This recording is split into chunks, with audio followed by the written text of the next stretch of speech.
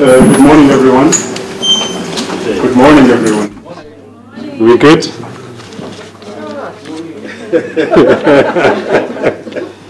Great. A very warm welcome to all of you. The purpose of this, thank you. The purpose of this briefing, we thought as executives we needed to just clarify where we are from a financial position, and also the things that we've done to ensure that we turn around the SABC. You will remember that the board has really entrusted us with the responsibility of ensuring that we turn around the SABC. To this effect, we then developed a very robust strategic roadmap that guides us.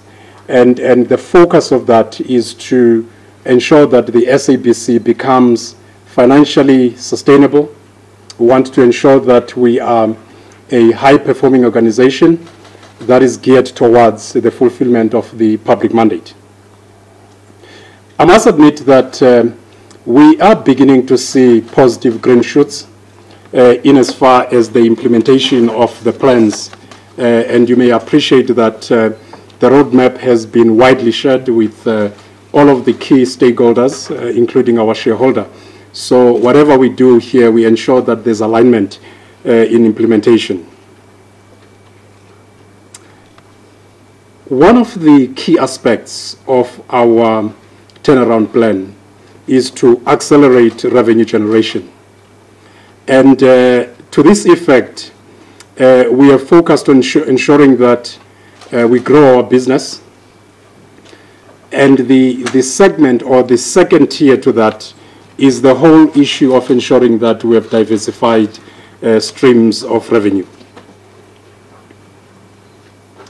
To this, I think that the team has done quite a great job because we have seen from quarter one to quarter two, there's been quite improvements from a revenue generating point of view.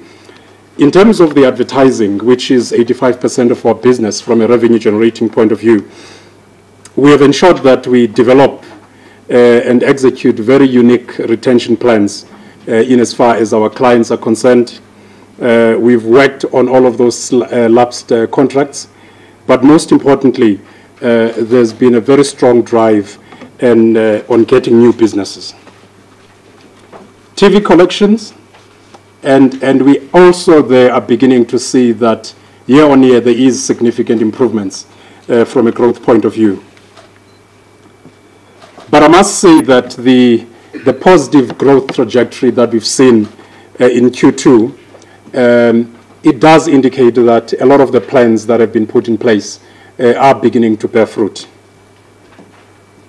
Just to give you a sense, year to date, the revenue is at 3.2 billion.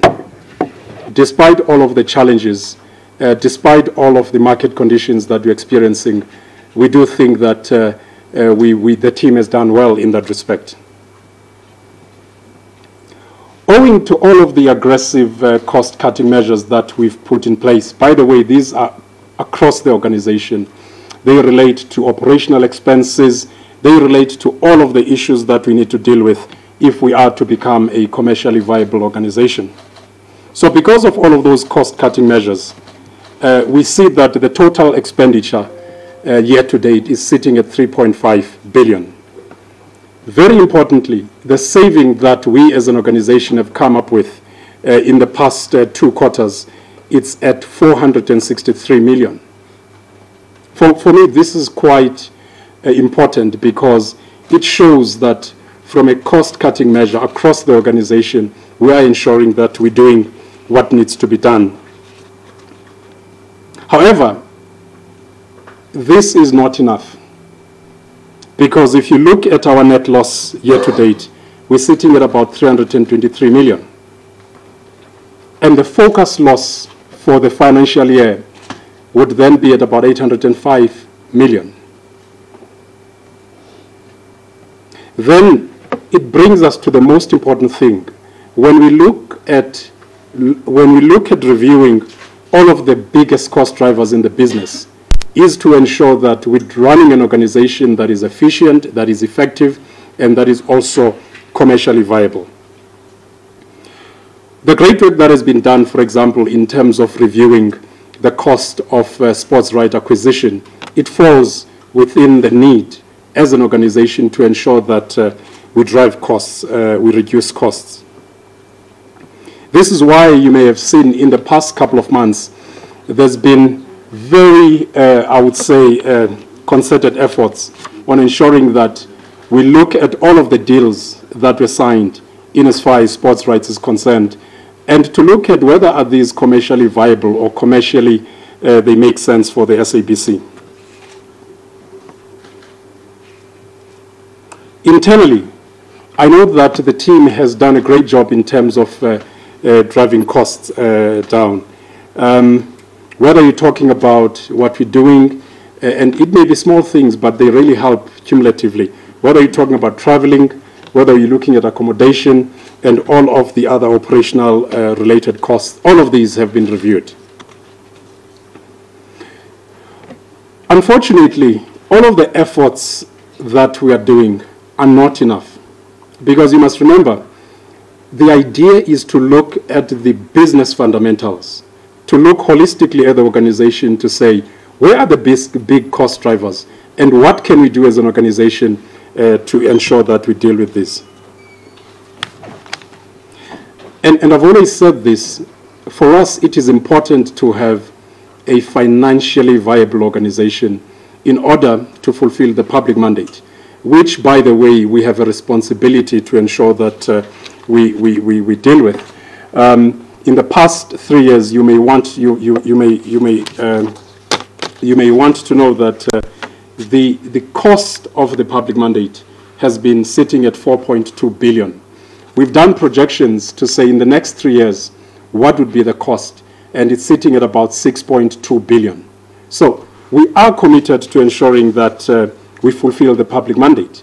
Hence, we want to ensure that we drive costs in the organization and all of the inefficiencies that we see in the system. I know the CFO is going to talk to this. We are technically insolvent as the SABC. We are not able to fulfill our monthly obligations. And it's widely reported this, but I think it is important to understand that as an organization, we're not able to fulfill our financial obligations. As you may know, if we're a private company, we would have been recapitalized. And this is why we're engaging with all of the different stakeholders still when it comes to issues of government guarantees. We are engaging with financial institutions to look at extending our borrowing limit. So all of these issues, or all of these are still taking place. But I do need to put it on record that the threat of commercial insolvency is indeed increasing significantly. Which brings me to the most important thing, which is really the wage bill. You may know this, that we're sitting at 3.1 billion from a wage bill point of view. And as you know, the expenditure is at 7.2 billion. What it does indicate to us is that this is not sustainable. Hence, we've engaged with organized labor to see ways in which we can review our structure. The whole 3.1 billion, whenever people talk about it, I think it's important maybe to share a few details on this, because there has been a narrative that says that a lot of this is at a senior level. The total cost to company of the 3 executive directors stands at 12.5 million. That's not 0.4% of the overall wage bill. In terms of the group exco, the total cost to company of the group executives, it stands at 25 million. Then you have the cost of the freelancers, which is at about 500 million per annum. We have about 5 layers of management, which makes up to about 495 managers overall. And the cost to company is standing at 630 million. If you include junior managers, that number balloons to 1 billion per annum. We have always said this, when we engage in this process, we are not just focusing on any particular layer. We want to ensure that the structure that we want to come up with is fit for purpose to take the SABC to the next level. I think before I ask the CFO as well as the COO to come and say their bit, we would want to just put on record that as the executives, we are committed to ensuring that we turn around the SABC. The decisions that we'll take in doing this may not be acceptable, but we know that it is in the best interest of the SABC. We have a choice to say, do we do what is right in terms of taking these decisions, or do you let the SABC collapse? And as you may appreciate, this is a very significant institution in our country to let it collapse, and we have to do what is right. Our goal is to ensure that we build an organization that is financially sustainable. We want to ensure that this organization is a high-performing organization, but most importantly, we are committed to the fulfillment of our public mandate. Thank you very much.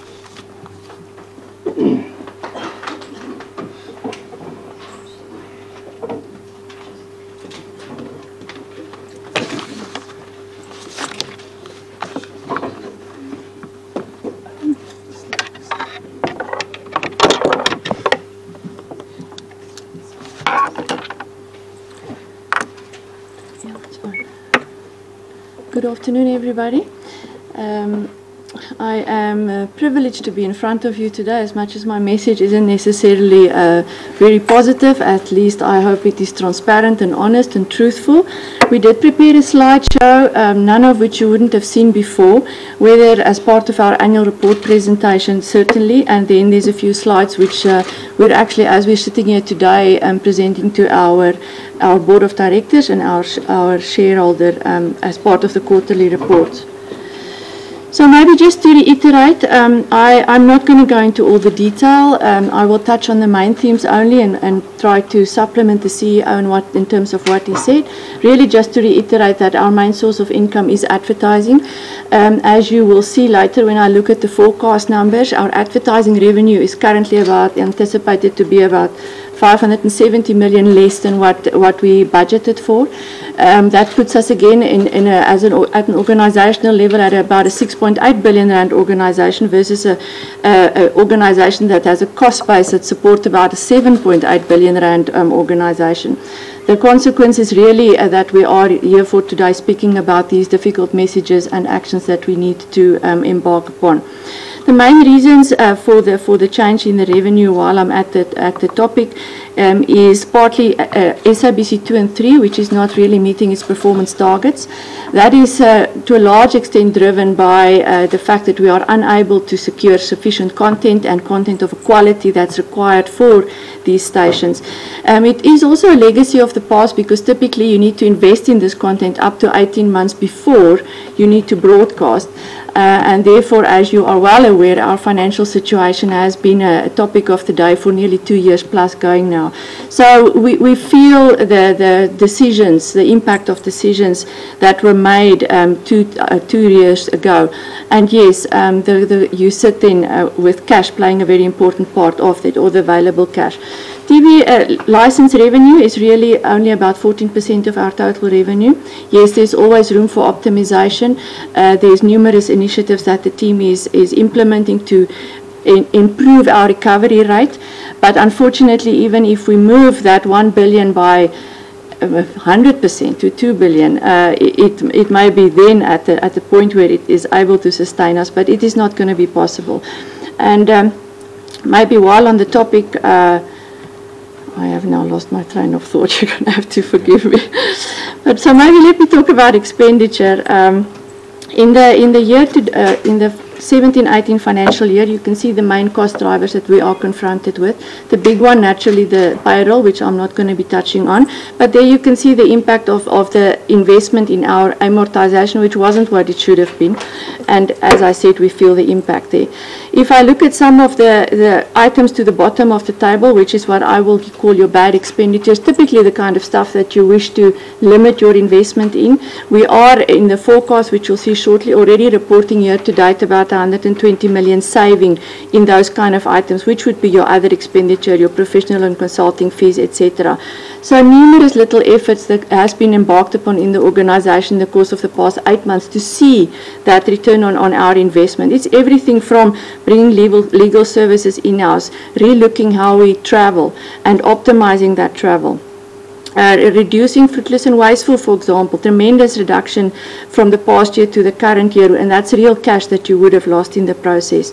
It's everything from cost containment throughout all levels, whether it be you're talking about PABXs, printing, everything from biscuits, milk, all those kind of things. So there's no holy cows at this point in time when it looks at how we assess our cost and determine whether it brings value or is absolutely necessary.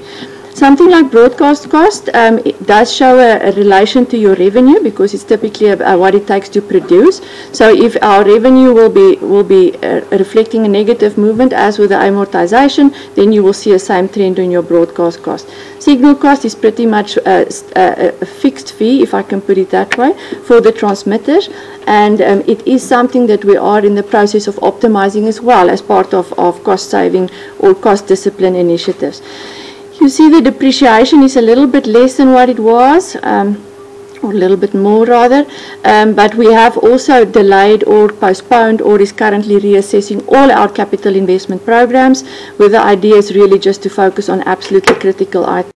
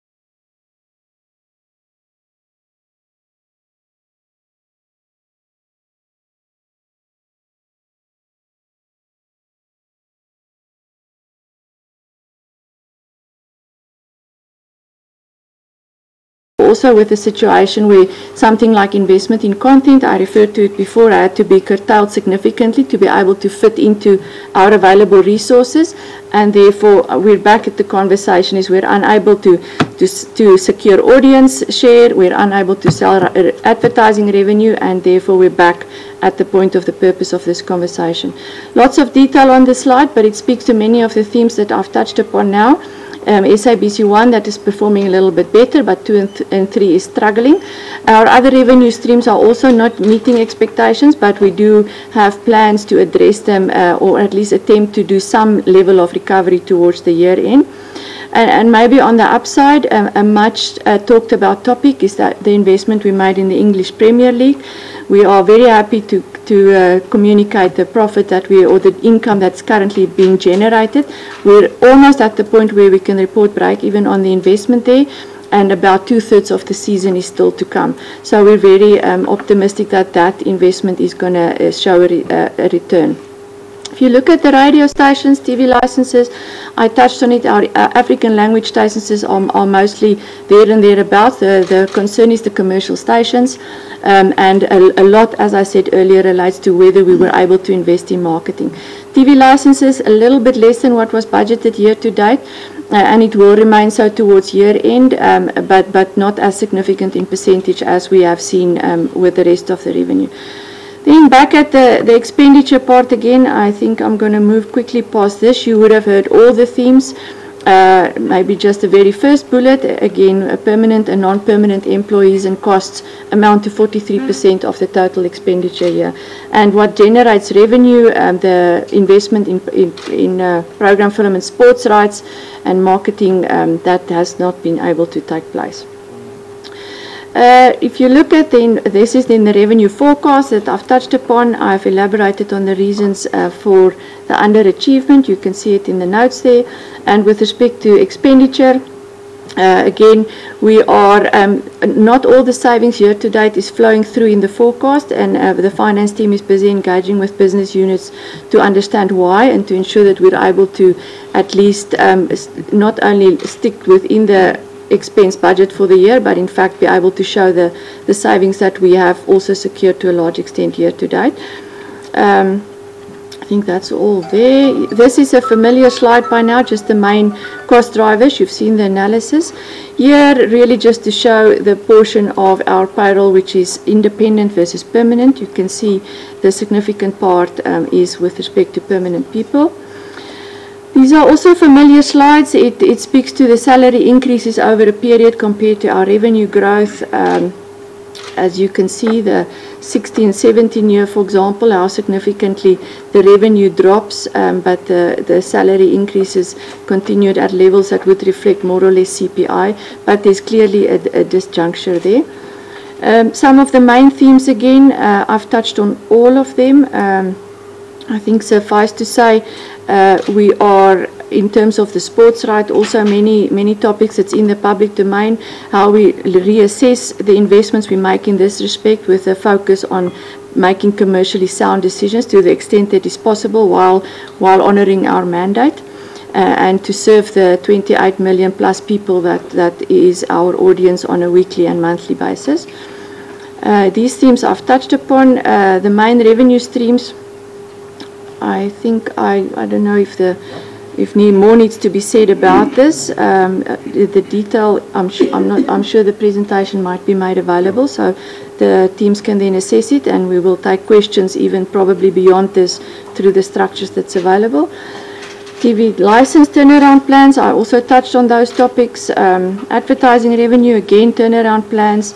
The cost savings, I'm by now known as Miss Cost Saving wherever I walk around, and nobody wants to talk to me because I'm bound to reduce whatever they want or say no or implement some or other austerity measure.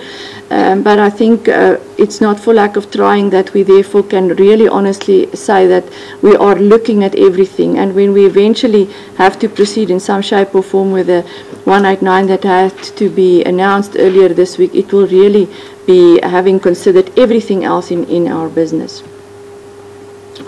And that's it.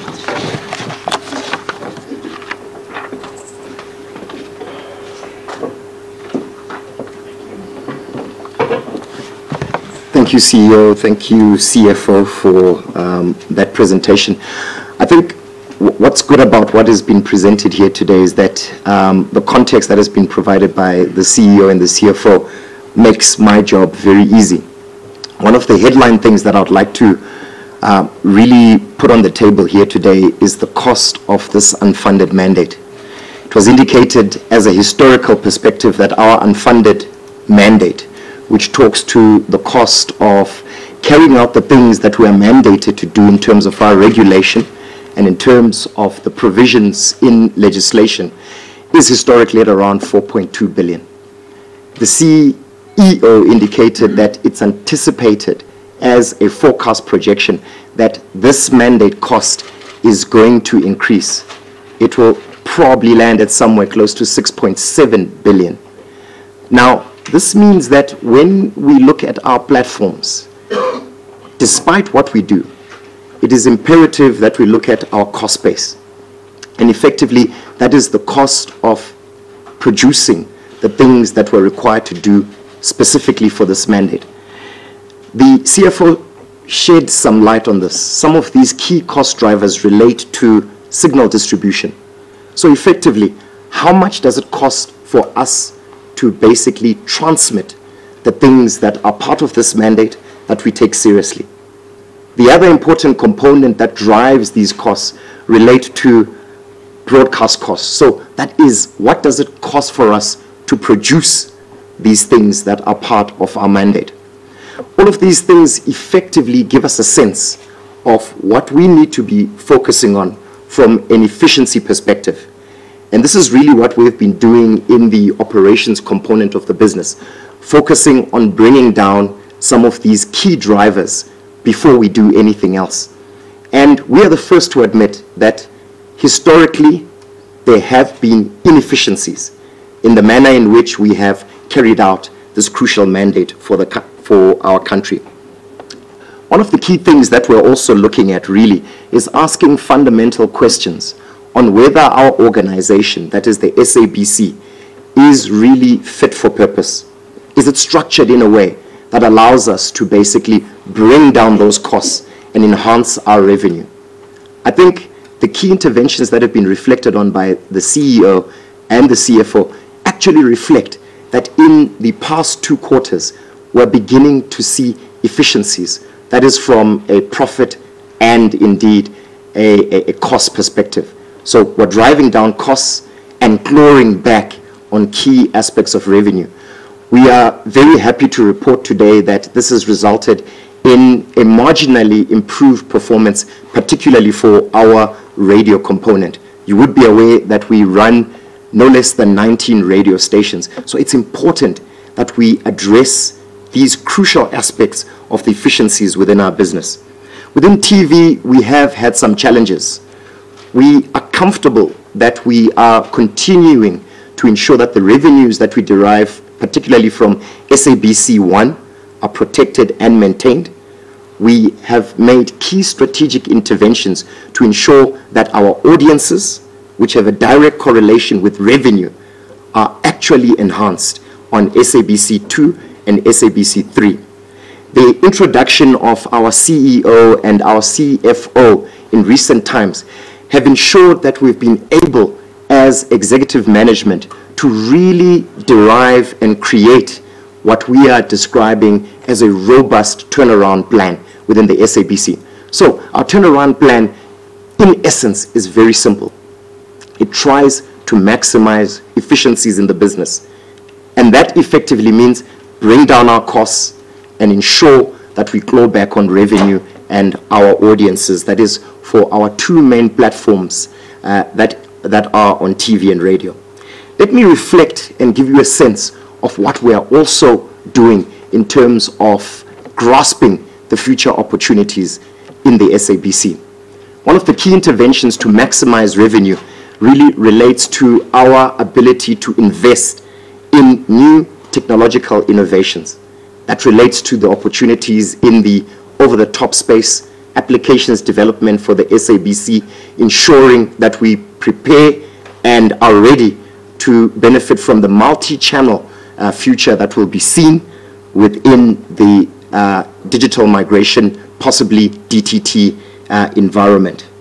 We have seen a lot of innovation in this space, but one of the key challenges that we have as a business is that we just don't have the finances to invest the crucial capex and invest the money for new content innovations that will help us turn that corner easily.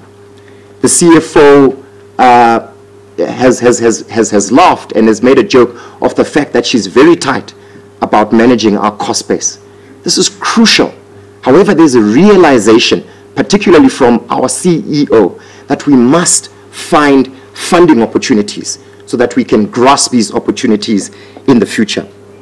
Let me just conclude by saying, when we look at the fit-for-purpose structure of the SABC, it's quite clear that our wage bill is at a place that does not really allow us to benefit from all of these innovations that I've talked about. The innovations in cost containment, the innovations in revenue maximization. So it is essential that we deal with this issue that causes a continuous, let's call it hampering, on the progress of the SABC from a financial sustainability perspective and also from an operational efficiency perspective. I just want to put it on record here today that the 3 executive directors seated here, including myself, do not take lightly the task that is ahead of us. We understand that as we talk about the opportunities that we must engage in, which relate to reducing our wage bill, that this has a direct impact on the people of our organization. We don't take this lightly. However, we are in a position where, in actual fact, because of the crucial importance of this institution, we would be remiss as executive directors not to engage in this difficult task that is before us.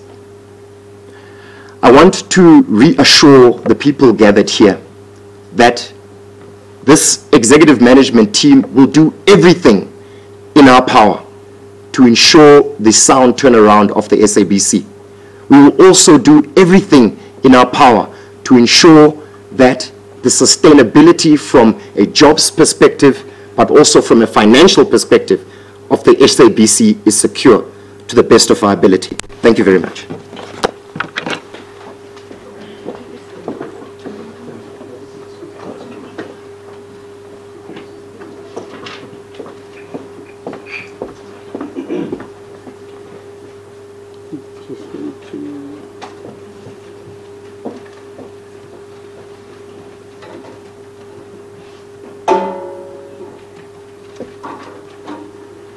Good afternoon.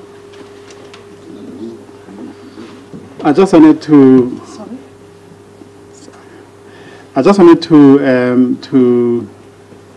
go back to this slide because it tells a story in terms of how remuneration has progressed over time within the SABC, say for the last 10 years or so.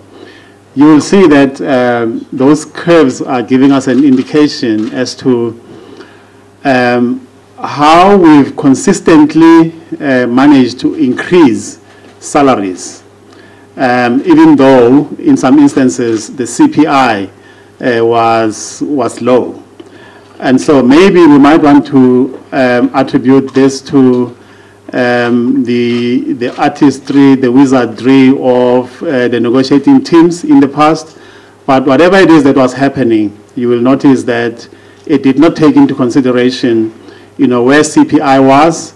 But the most striking of all is this particular curve here that shows us that at some point in time, revenue growth for the organization, the last one, the blue one, revenue growth for the organization was sitting at minus 7.3%. But, and CPI was sitting at about 5.4%. And the salary increase was essentially 4.8%. So if you extrapolate for the last 10 years, you will notice that salary increases have been consistently on the rise, whereas revenue growth was consistently on the decline and CPI was more or less consistent. And I just wanted to go back to that slide to just give us a picture as to why the organization is sitting where it is right now in terms of the wage bill. Thank you. Thank you, Dr. Tekiso. I think, having looked at what our colleagues in the communication space have been talking about, in particular, with particular reference to the Section 1 envisaged Section 189 process, can we please explain to them what is 189? Where are we in the process? What kind of engagements we've had so far with the unions, and what it means for our employees at the SABC?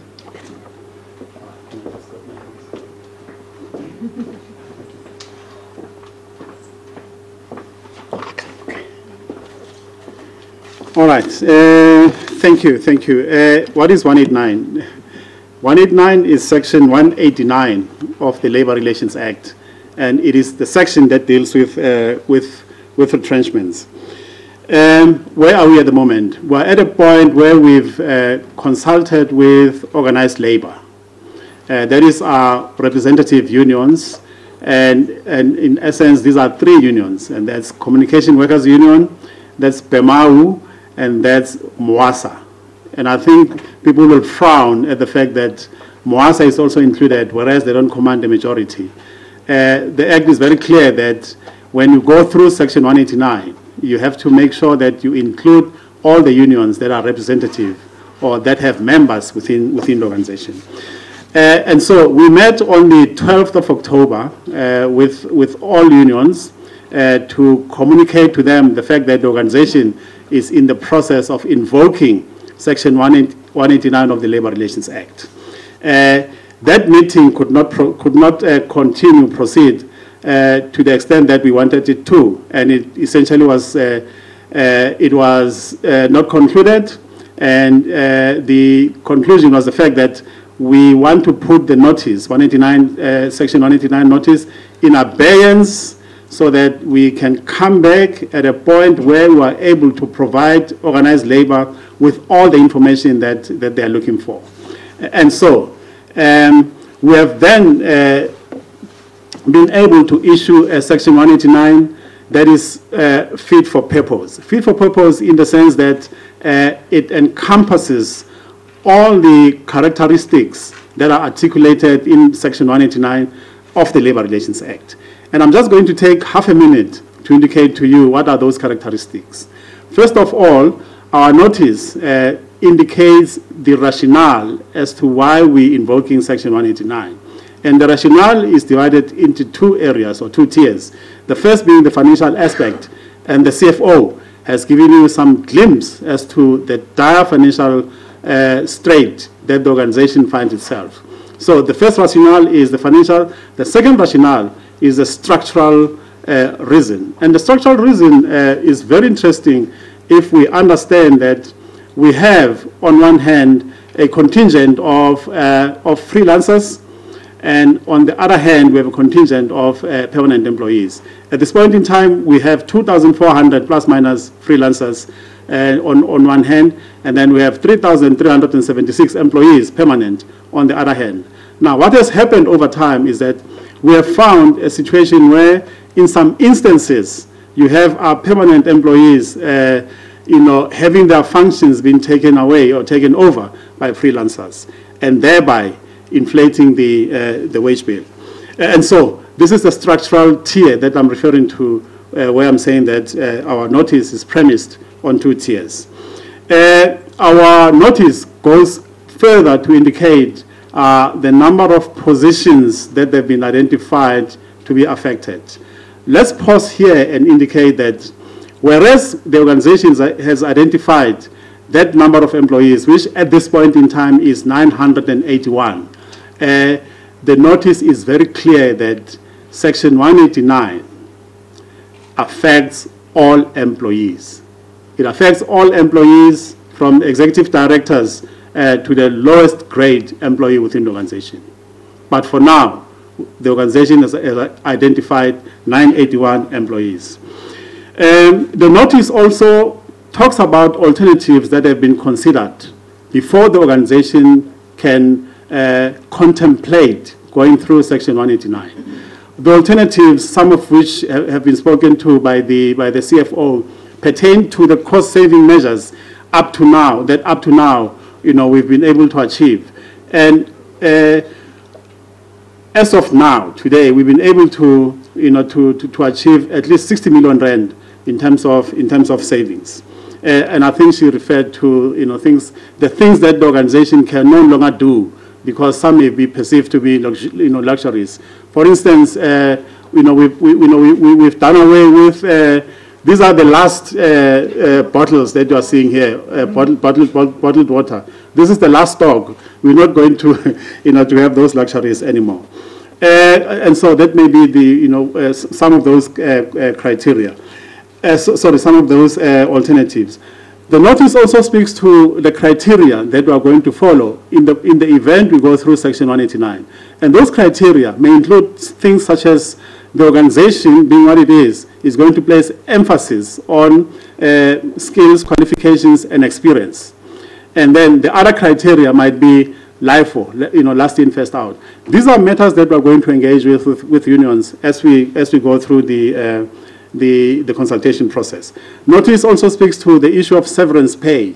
The Act is very clear that, and this is the basic conditions of Employment Act now, it's very clear that severance pay will be a week's salary for every year worked.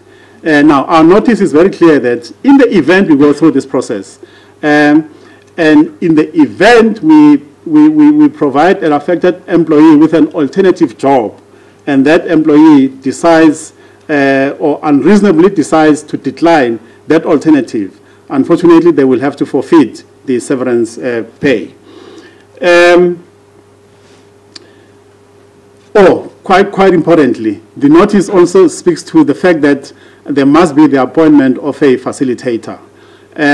We can announce here and now that we've been able to submit the necessary documentation to the CCMA so that they can appoint a commissioner/facilitator who is going to be responsible for the management of the consultation process. Talking about the consultation process, there's a time limit as far as the Act is concerned, which is 60 days. The consultation process must be concluded within 60 days from the first day of consultation.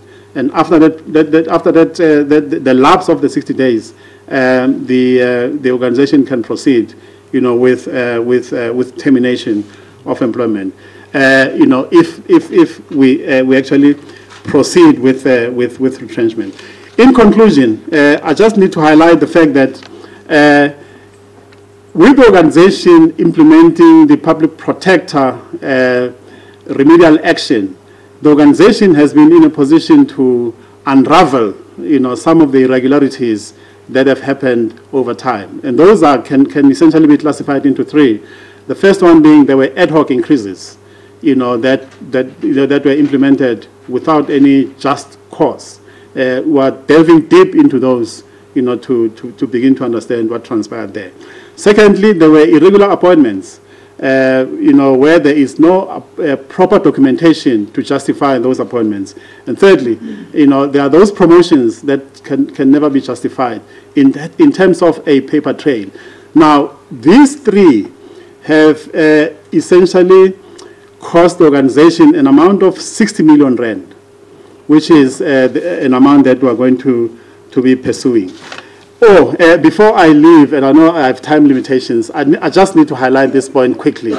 The fact that the organization is now at a phase where we know what the structure is going to look like that we are looking for. Now, that structure will be premised on two very clear areas. The first one being span of control of managers. I'm sure you'll agree with me that where a manager has a span of control of 10, 15, 20 people, it just becomes dysfunctional. The other is layers. The layers below that manager that report to that line manager is also an area that we've addressed. And we like to refer to this as spans and layers. So our structure is premised on a very clear spans and layers process. Let me just make sure that I've covered everything. Yeah, and the last point is that in terms of this 60 million that I've referred to, the good advocate Vanara is busy with a process of approaching the labor court with a view to us being able to recover those funds. But secondly, with a view to invalidating or overturning those irregular appointments and promotions. Thank you. Thank you, Ntate Takiso, and the executive directors. My name, by the way, is Neo Momodu, and I'm the Group Executive for Corporate Affairs and Marketing, and also the SABC spokesperson. We will now take questions from the floor. We'll start with the first round of questions, please.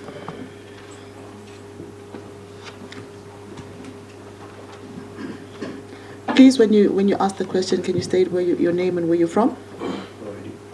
Sorry. My name is Belana Pahadi. I'm from Eyewitness News. Just wanted to check. just clarify the 500 million rand that you have as cost from freelancers and the 600 odd million rand that you have from management as a wage bill. Do you have more managers than foot soldiers? That's my question. Thank you. Can we have the next question, please? Good day, everyone. My name is Ngesa Mvovo from the Sunday Times. CEO, on the issue of sports rights, you didn't expand upon what is happening, and I'll tell you why I'm asking this question. This is a very important question, especially in South Africa, where of over 13 million households that have television sets, only 3 million of those have paid TV. As far as I'm concerned, it is a big crime for the people of South Africa not to be able to watch, especially the national team of soccer, which is the most popular sport in the country. What is the plan in that regard, a conclusive plan? When are people going to see the next Bafana Bafana game on SABC? Secondly, I know one of the reasons of the financial losses of SABC is irregular expenditures, where most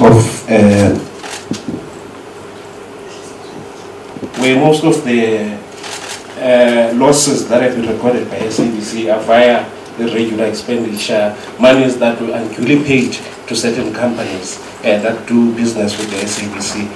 When are you, as the SABC, going to come up here and name and shame those companies and the people that are involved in those irregular payments to those particular companies? Thank you very much. Thank you. We'll have the next question here. Hi, it's Michael from Media Online, Media Magazine.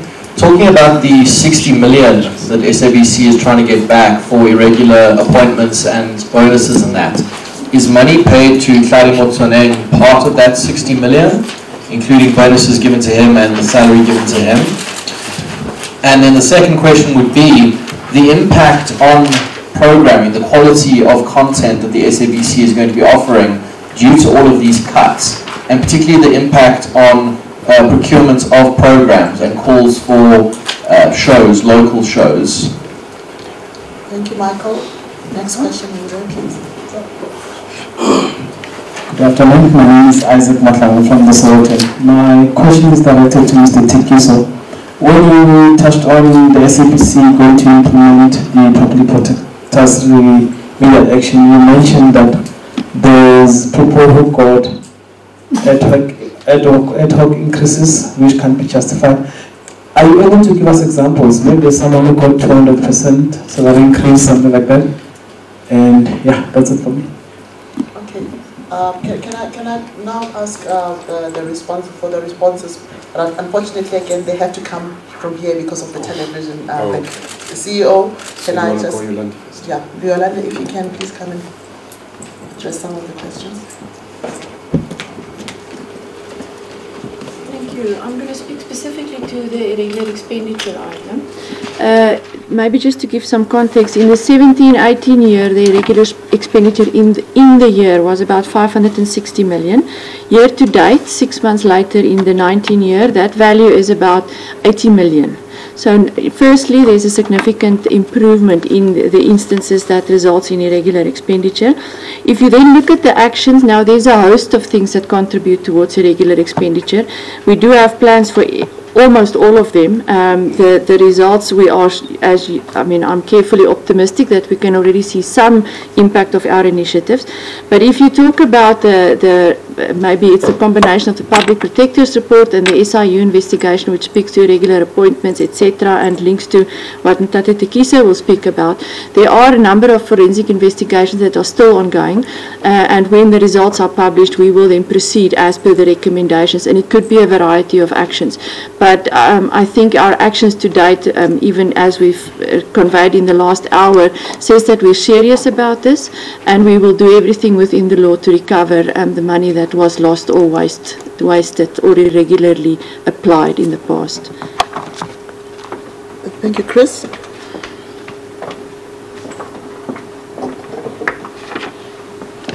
Thanks. Let me start off by addressing the matter related to sports rights, in particular the SAFA matter. I think this issue is really in a microcosm, an example of the burden of unfunded mandates. We're mandated, as you correctly state, in the national interest to cover national sports teams like Bafana Bafana. In actual fact, if you look at the ICASA regulations, they stipulate 21 sporting codes that we are mandated to cover. So you can see that the scope of that mandate in terms of the sporting codes that we need to cover really exceeds our financial capability to provide them with equal opportunity for coverage. Let's talk specifically about our current impasse with SAFA. Effectively, the contract expired.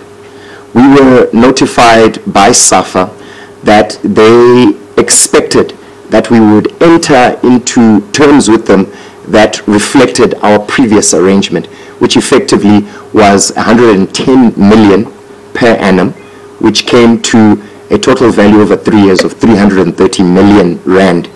This was for the coverage of Bafana Bafana and other sporting codes that are brought to us by SAFA.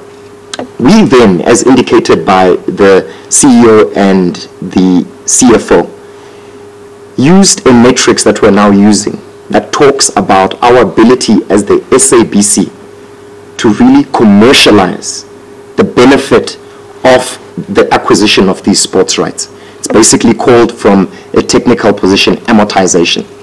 And that calculation gives us a sense that we are unable, at the cost of 110 million per annum, to basically turn a profit or even break even, which, because of our mandate, was the basic provision that we're looking at. We're not looking at making hyper profits.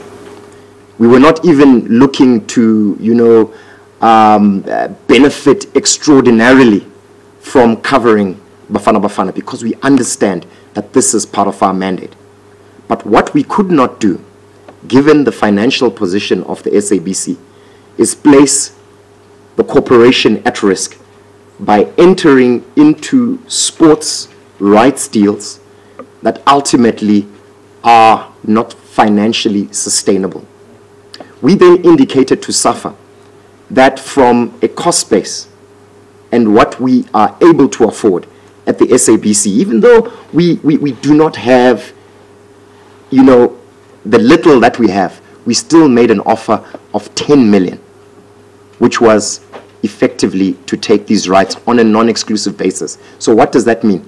We said the South African Football Federation were free to then provide this to other broadcasters in the national interest. We were not going to be selfish to claim exclusive rights on this.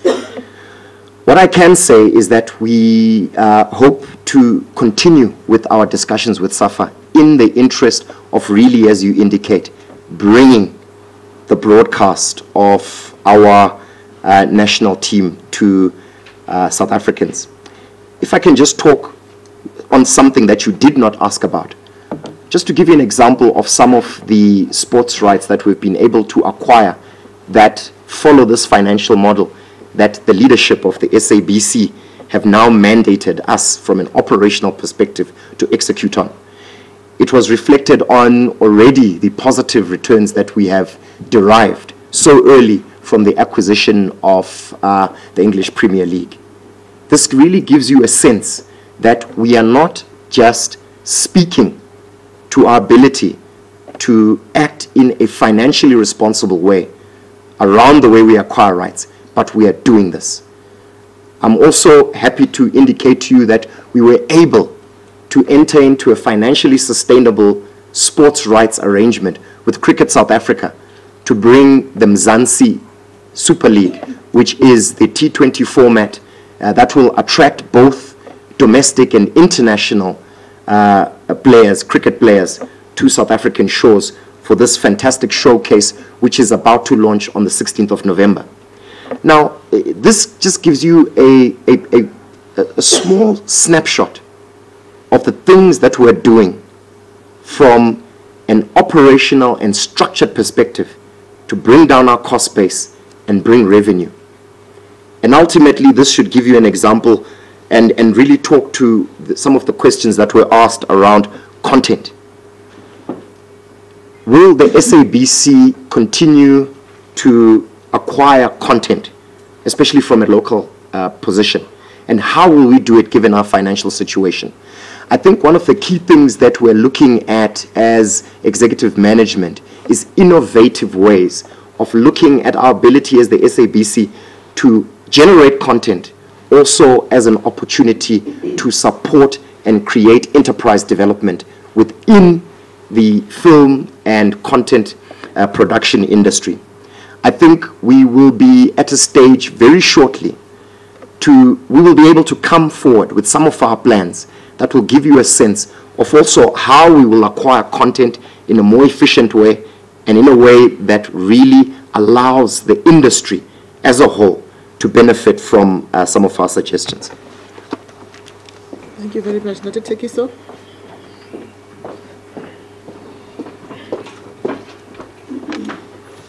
Thank you. There's a question that was raised around the fact that we have a larger number of managers. In other words, more managers than employees. In fact, that perception is not entirely correct. The correct version is the fact that we have at least about 495 managers on the basis of a staff complement of 3,376, as I mentioned earlier, in addition to the 2,400 freelancers. Now, in ratio terms, this is just about 14% of the total staff complement.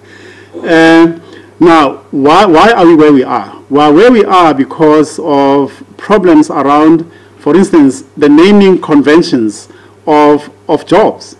Also, the perception that if I'm a manager, then it entitles me or it positions me, to get more money. So, whereas in fact what should have happened, and this is what we're doing right now, is we should have been able to distinguish between the managerial managerial career path, as well as the specialist career path. Because what we've ended up with is the fact that we have, in some instances, a one-on-one reporting relationship where the manager in that environment is actually supposed to be a specialist as opposed to being a manager. So we've had problems in terms of the naming conventions of positions, not so much an issue around the job evaluation.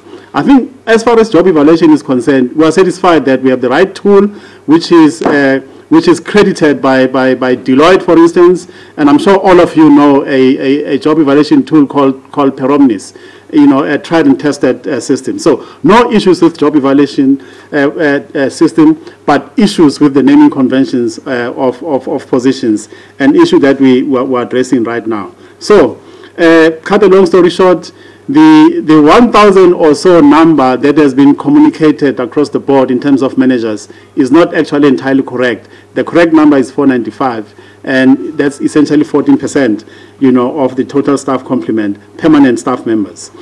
There was a question around quantification of the increases, which is a public protector matter. Now, let's give an example. For instance, an employee is supposed to be employed at a total guaranteed package of 400,000 rand per annum. They don't get appointed at that figure. They get appointed at 600,000. So there's a 200,000 rand difference in terms of this particular appointment. Secondly, you have out-of-cycle salary increases to the tune of anything between 35% and 45%. Now, you saw earlier, we're showing you the trend line in terms of how salaries have increased over 10 years vis-a-vis CPI as well as revenue growth. Now, out of cycle essentially means that the employee has received their 4%, 4.8% or so for that particular year. But over and above that, management finds reason to give this employee anything between 35% and 45% increase during that same financial year. Now, these things happen in the context of the motivation being approved by the line manager. And instead of that motivation going through the correct processes in terms of protocol, it moves from the initiating manager to the CEO. It doesn't move from the initiator to HR, to CFO, to COO, and then to CEO. So there's a problem there. So I've indicated, yeah, so then you find an instance where an employee does not go through any recruitment process and get appointed at 300,000 rand per annum. So this is what leads us to the 60 million rand that I was referring to, which ought to be recovered. Yes. And so this also includes irregular, ad hoc, once-off lump sums, bonuses paid without any process being followed. Thank you. Thank you. We'll take just one last round of questions. We'll start there with you, Vuyo. Hi, I'm Ashadi from the Mail and Guardian. I actually just wanted to ask Mr. Tekiso. You said earlier on that on the 12th of October, the SABC met with unions to inform them of the intent to issue Section 189. I actually was hoping that you could take us through the process from October 12th, and I'm very curious about when exactly employees were told about the the retrenchments. Thanks, Bashadi. Genevieve Quince from the Business Day. I've been covered on everything except for one thing politically. As far as I know, the Minister of Communications was not very happy, I think it was a month or so ago, when the SABC was talking about possible retrenchments. Have you had a discussion with the Minister? And some MPs were also not happy. Is she on board now with the retrenchments? Has there been that discussion with her regarding that? Thank you. My name is Glorious from SABC News. I'd like to find out, how did the corporation arrive at the 981 of permanent members that would be possibly retrenched and the 1,200 freelancers? Was there a skills audit done, and are you able to share with us which departments would be most impacted? Thank you. Zikona Chana from SABC. I think she covered my first question. Yes. Sorry. Okay, thank you, everyone. Zikona Chana from ENCA. The process that was followed to get to the 981 employees, and are some of the irregular appointments part of the 981, which department are they mostly from? And then you say that you're not able to meet your financial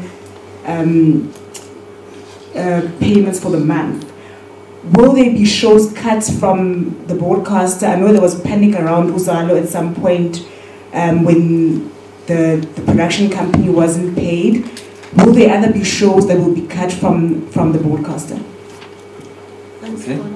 Okay, my name is Sintebu.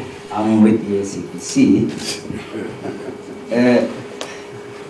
Reactions across political divide seem to be saying everyone is against retrenchments. Have you indeed considered that? Or maybe these are just politicians and it's just political rhetoric, or maybe political mouthwash for them to make those statements, because everyone seems to be against that from across political divide. And secondly, the board has given you a mandate, or has mandated you to save cost as much as possible. And one tool to deal with that is to deal or to tweak the wage bill that would ultimately lead to retrenchments. Since this board took over, how many people have been appointed? And are those people, because I'm thinking the Labor Relations Act would dictate that you only go outside of the SABC, in this case, for a scarce skills. If you don't have people who are competent to do the job inside, then you can go outside. But there are people who've been appointed under the guise of this board. And will those people when we effect the last in, first out, are they going to be the first one to be going?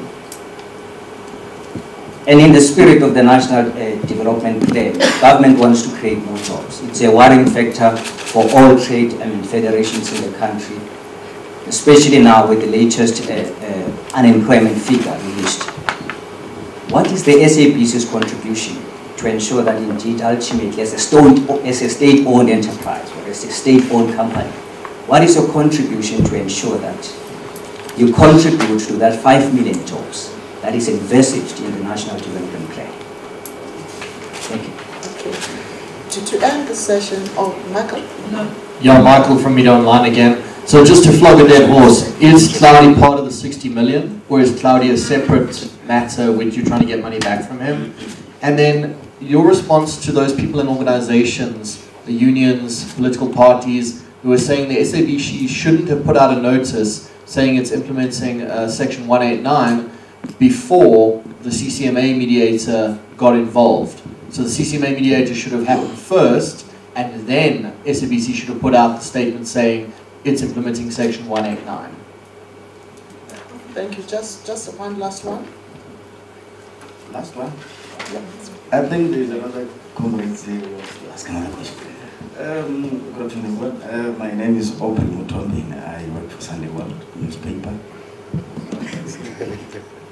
I have a question specifically on the SABC's decision to recover some monies, specifically directed to those that they deem to have been appointed irregularly, those who received unusual salary increases, and promotions. I'm quite informed to say that among those is Mr. Chifiwa Mlauzi, who is the Group Executive for Commercial Enterprises, and Ms. Namsapili Souza, whom I believe is the Group Executive for Television. But I just want to answer something from you guys.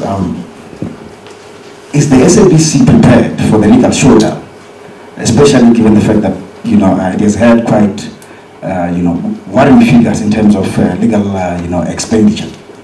And the other question is how is the SABC going to make sure that its decision do away with the perception that is likely to emanate from such an action, especially given the fact that there are already talks that those are considered to be Cloudy's enforcers.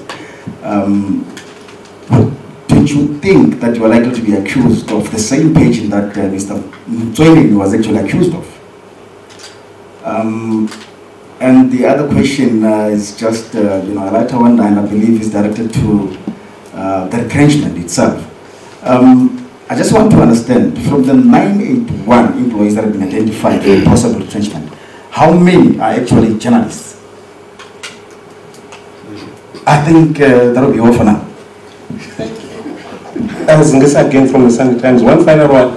Mr. Moruleng, since you brought the issue of EPL and the cricket rights, would you please also inform us about the cost thereof, EPL and the cricket rights, and the comparison thereof, where you decided that you could afford this but you cannot afford the SAFA rights? And also by saying that you insist on the 10 million, are you saying that the ball now is in the court of SAFA as far as the national team of Nawafana rights are concerned? Final one, I've just been informed of that there are people who are permanent staff here at the SABC, but they double up as freelancers again at the SABC. What are the costs thereof, and what is the plan going forward? Thank you very much. Thank you. We're going to do it as follows. We'll start with the CFO, CEO, and then Tatekiso, and then we'll end with the or you want to come and take all of them? Yeah. No, not all of them. I want to take him from these ones.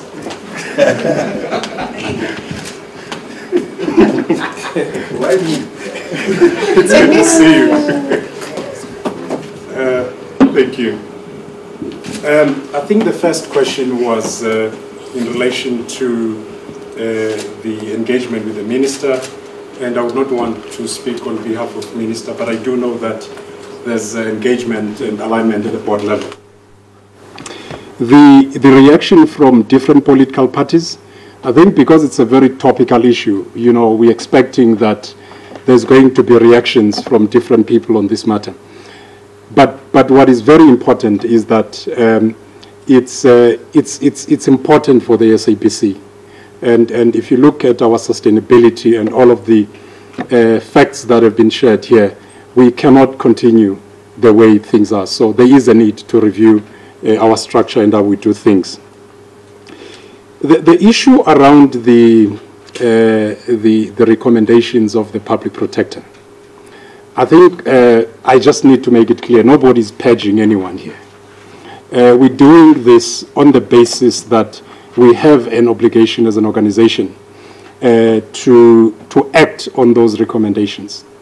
But the second point is, since I got here in July, every single staff meeting you have, our employees are raising issues around these irregular appointments, promotions, as well as salary increases. So once again, we have a moral obligation to ensure that we correct this.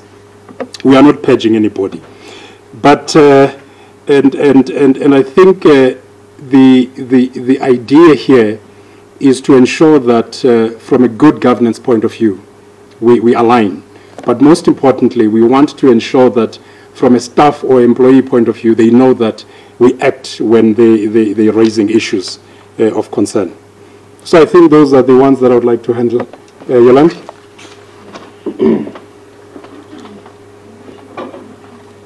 Oh, sorry. Let me go first at least. Sorry.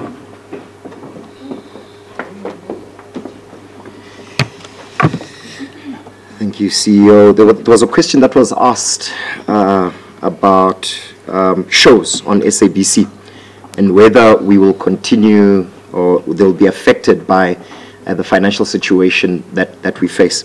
Here's the situation around content from a TV perspective. Let's call it approximately 80% of revenue that is derived from TV is garnered from around 6 content platforms that we have on our various platforms. Of those 6, the majority of those programs or content are found on SABC 1. We have the ability really in a day to maximize on revenue in 4 hours of the day, which we describe as prime time.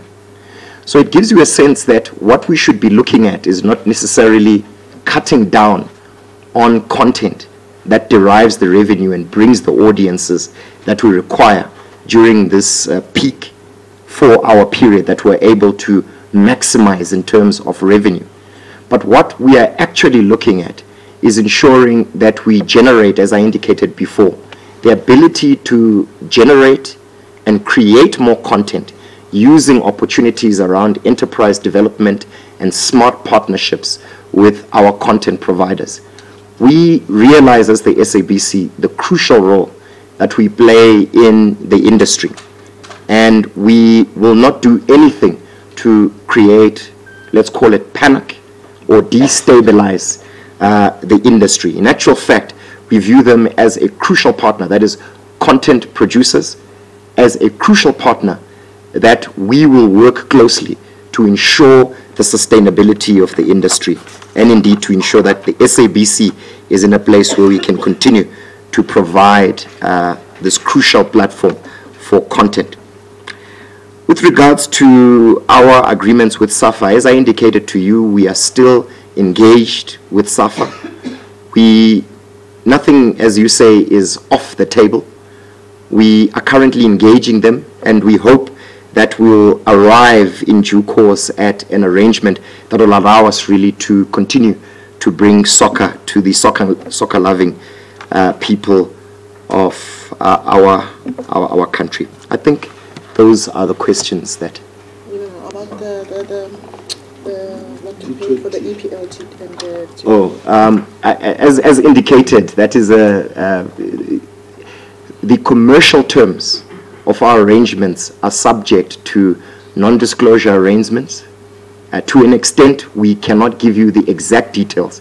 What the CFO did indicate, in particular when it comes to the EPL, that we still have 3/4 of the season to go, which ends, that is the English Premier League season, which ends sometime in May of next year. And already the CFO indicated to you that from a revenue perspective, we are almost at break even with so much more of the season to go. When it comes to the T20 arrangements, as I indicated before, as you would be aware from the previous press conference that we held, we simply cannot go into details around the commercials on that.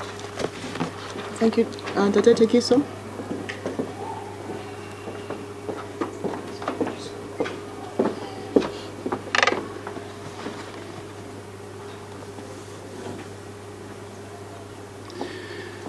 Everything I'm going to say here, we must all remember that these things are going to be subjects of discussions when we meet at the consultation sessions with organized labor. The first question was, what was the process followed from then to now? Then was the 12th of October, now is the 29th of October. As I said earlier, we met with organized labor, and in that meeting, we agreed that the notice, Section 189 notice, would be put in abeyance until such time that we have covered all areas that were highlighted by organized labor. 1. 2, we did that in the interest of transparency and continuing to develop the relationships that we have with organized labor to date. So the notice was issued on the 29th of October, day before yesterday, at 5:58 p.m. The next question was, how did the organization arrive at 981? The arrival at 981 was premised on a fit-for-purpose structure, which, as I said, needs to look at our spans and layers.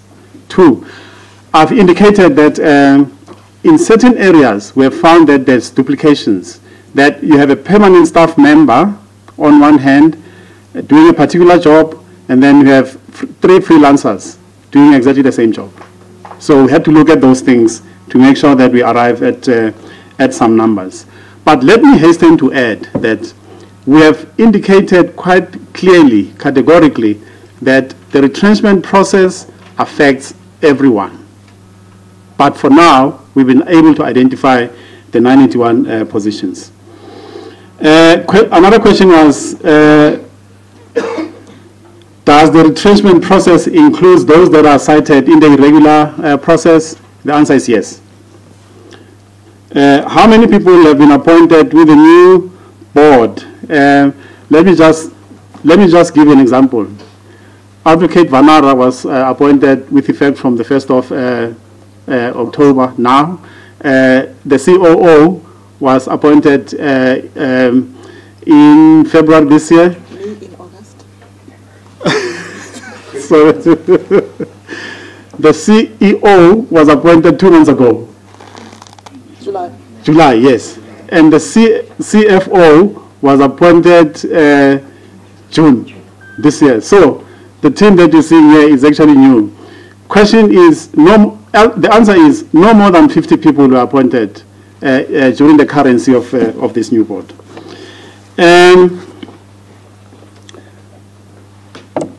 Now, these new ones, the new ones, will they be candidates for LIFO when it happens?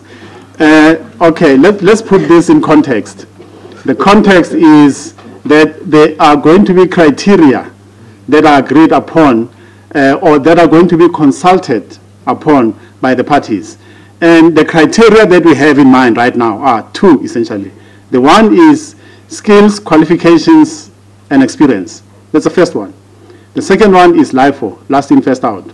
Now, in terms of the first one, we are going to be careful that the SABC retains those critical skills that are making it certain for all of us to be able to switch our TVs every day and see all those channels. Those are critical skills.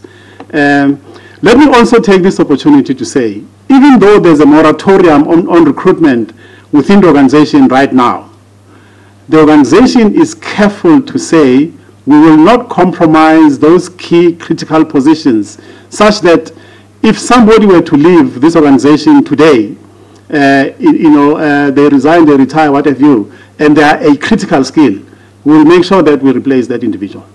Because the last thing we want to see is an outage, purely because we're running short of skills in key critical areas. Is Saudi part of the 60 million?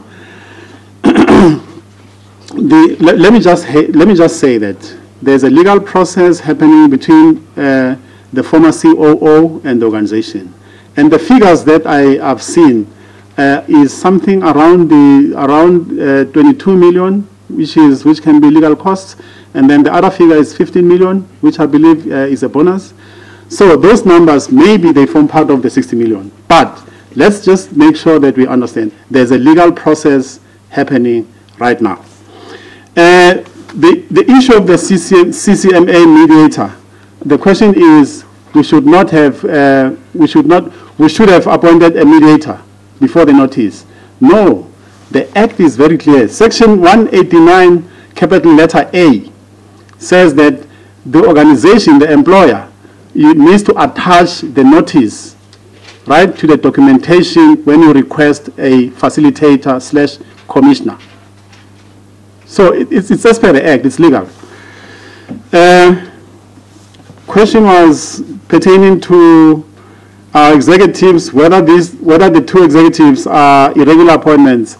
We're not going to go into finer details to a granular level at this point. Suffice it to say that there are irregularities that we've identified, and we're focusing on those. From 981, how many are journalists? Again, the Section 189 process affects all the departments, all the divisions, all the categories within the SABC. Freelancers doubling up as or permanent employees doubling up as freelancers. If that is happening, then it's illegal, because as a permanent employee, you have one contract and one contract only that entitles you to one salary. And if you are earning additional salaries and you are moonlighting as a freelancer, we are coming for you. Thank you. Thank you very much, ladies and gentlemen, for your time. We would like to thank you for coming this afternoon. This is the end of the press conference.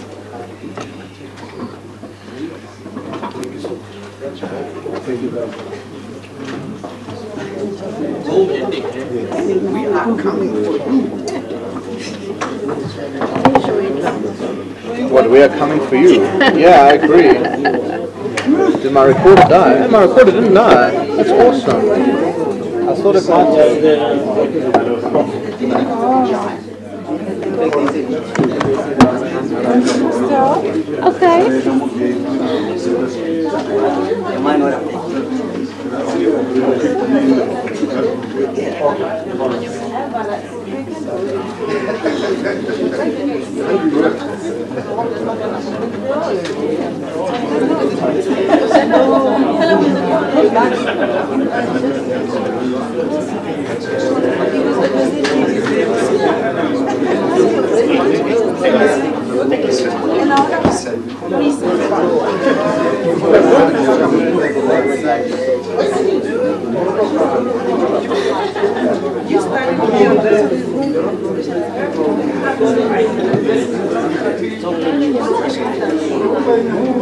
An hour of it.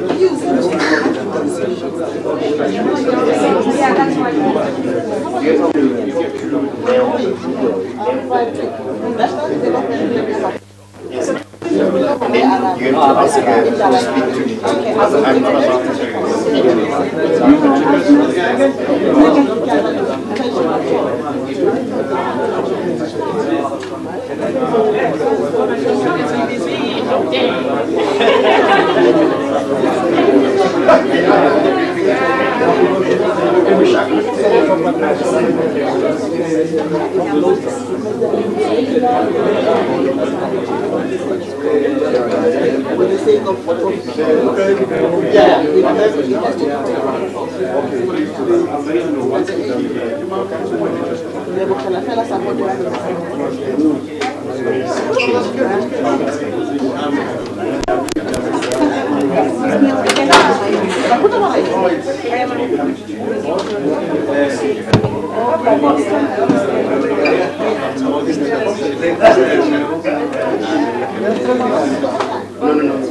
I asked her to ask.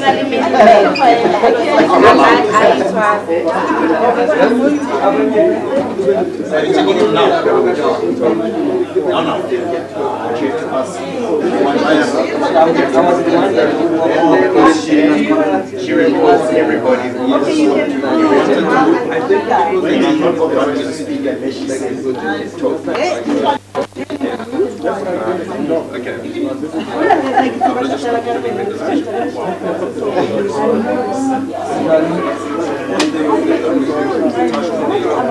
Okay.